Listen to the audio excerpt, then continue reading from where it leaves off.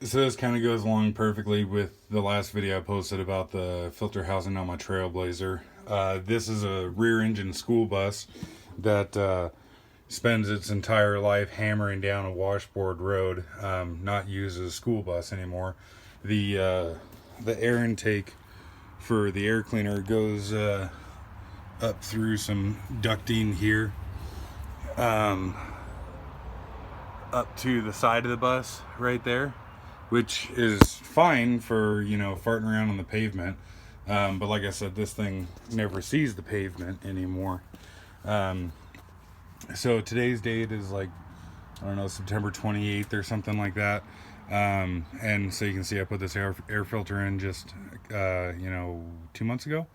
And it has 136, 700 miles on it. And you can see that it has maxed out, or close to it anyways, a 20-inch restriction indicator. And the reason that I oversized the filter housing on my Trailblazer is so that the filter can,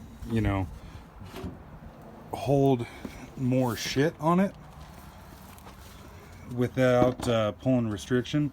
Like you can kind of see this one here, just tapping it, that it's just absolutely packed, in the sense of, it's kind of hard to see, it is completely coated, the air filter, and you can see there how much is on the ground just from kind of moving it around a little bit. But of course it's not like completely level across the filter surface,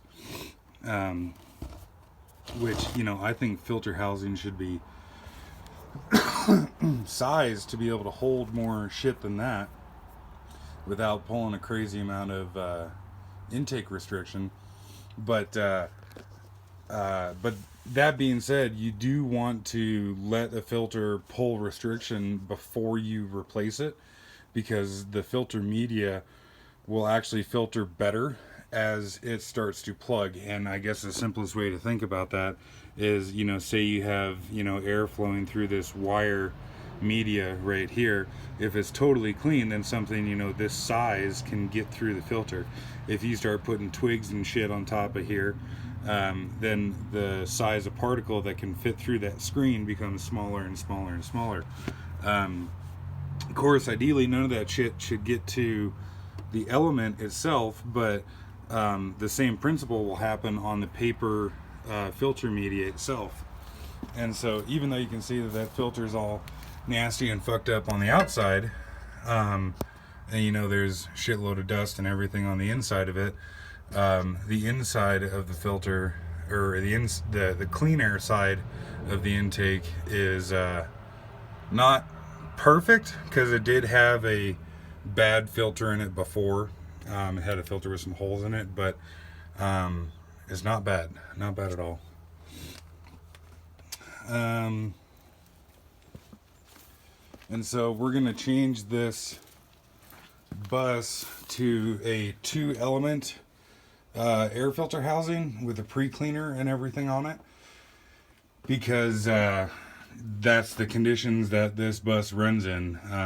And I really actually wish that everything came with a more robust air intake system, because even if you're just driving around on the pavement and you have a pre-cleaner and all that kind of stuff, okay, great, your filter would just last that much longer. Of course, it's a game of money, and it's not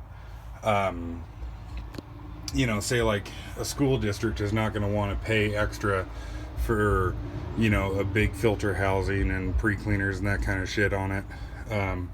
But around here we have some really fine silty shit.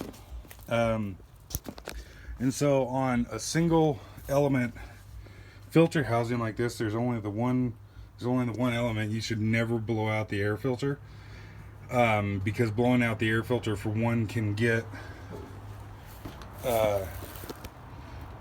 dust from the outside of the filter over to the inside of the filter, but also it can actually physically damage the filter as well too, especially depending on how much pressure you're using or anything like that.